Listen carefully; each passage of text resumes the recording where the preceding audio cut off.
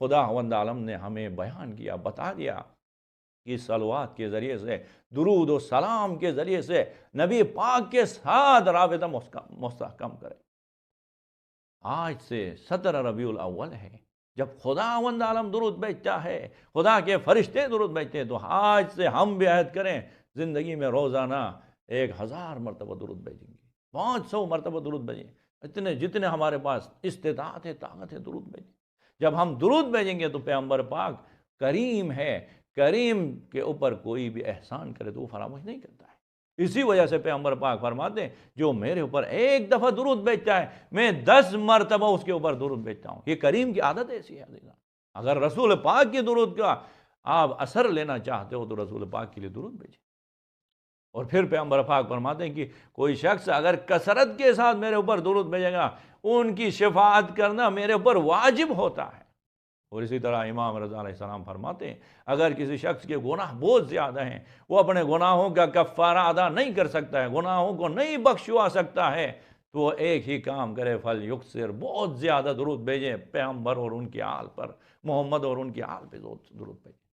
یہ کوئی معمولی کام نہیں، یہ وہی کام ہے جو خداوند عالم انجام دے رہا ہے۔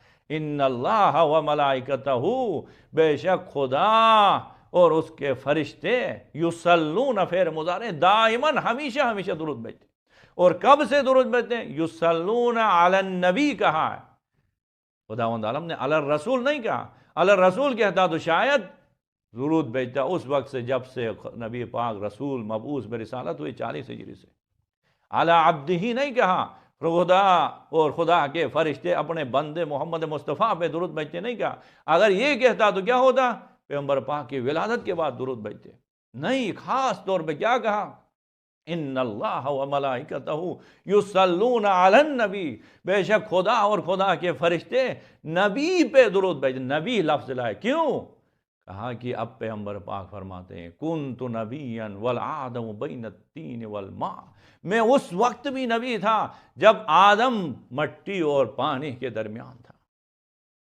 آدم کے جب ابھی ڈھانچہ بن رہا تھا اس وقت بھی نبی تھا۔ تو خداوند عالم فرماتے ہیں اس وقت بھی خدا اور خدا کے فرشتے نبی پہ درود بھیجتے تھے، اور مرتے دم قیامت تک، تا قیام قیامت تک درود یصلون علی النبی، درود بھیجتے رہیں گے۔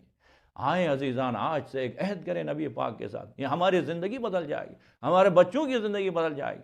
آج معاشرے میں ہر طرف مایوسی ہے، ہر طرف غربت ہے، ہر طرف فقر و تنگ دستی ہے، ہر طرف ظلم و ستم ہے۔ اس اندھیرے میں اگر روشنی چاہتے ہو تو پیغمبر پاک کی بابرکت وجود سے متمسک رہے۔ وجود سے متمسک رہنے کے لیے صرف زبانی دعویٰ کافی نہیں ہے، بلکہ کوشش کرنا ہے رسول پاک کے سنت پہ عمل کرنا ہے۔ کسی نے کیا خوب کہا، رسول خدا کے عاشق 100% لوگ ہیں، رسول خدا کے سنت پہ عمل کرنے والے معاشرے میں 1% کے لوگ۔ آئیں آج سے درود و سلام کے ذریعے سے نبی پاک کے ساتھ متوسل رہیں، اور عہد کریں کہ زندگی میں کوئی ایسا دن نہیں گزرے جس میں ہم 100 مرتبہ، 500 مرتبہ، 1000 مرتبہ محمد و آل محمد پہ درود نہیں بھیجیں۔ خداوند عالم کی درگاہ میں دعا گو کہ خداوند عالم اپنے درود و سلام کو محمد اور ان کے آل پہ نازل فرمائے۔ وصلی اللہ علی محمد و آلہ الطیبین الطاہرین۔